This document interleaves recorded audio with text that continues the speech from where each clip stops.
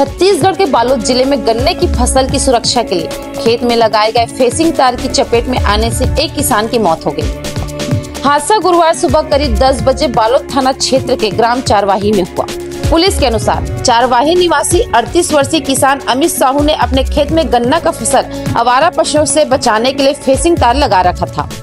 गुरुवार को जब वह खेत में पानी देने गया तो इसी दौरान करंट की चपेट में आने से उसकी मौत हो गई। तार पकड़ा और करंट की चपेट में आ गया। परिजन संजय साहू ने बताया कि घटना स्थल को देखकर अंदाजा लगाया जा रहा है कि उनका पैर फिसलने के बाद बचने के लिए आसपास के तार को पकड़ लिए होंगे, जिससे वे छूट नहीं पाए।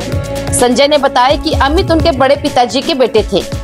बड़े पिताजी भी नहीं हैं, घर की जिम्मेदारी इन्हीं के ऊपर थी। करंट सौर ऊर्जा से आया या किसी अन्य स्रोत से, जांच की जा रही है। बालोद थाना प्रभारी रविशंकर पांडे ने बताया कि परिजन जब अमित साहू को अस्पताल लेकर पहुंचे तब तक मौत हो चुकी थी। दोपहर में पीएम के बाद शव परिजनों को सौंप दिया गया। प्रारंभिक जांच में परिजनों ने यह बात बताई है कि खेत में करंट लगने से मौत हुई है। जहाँ पर मृतक गिरा हुआ था वहाँ फेसिंग तार का भी पोल गिरा हुआ है, जिससे अंदाजा लगाया जा रहा है कि खेत गीला होने से फेसिंग तार के संपर्क में आते ही चिपक गए होंगे। फेसिंग तार सौर ऊर्जा से चल रहा है या किसी अन्य स्रोत से, यह जांच की जा रही है। अभी प्रारंभिक कार्यवाही की गई है। आगे अपडेट के लिए हमारे news channel MK studio CG पर बने रहें।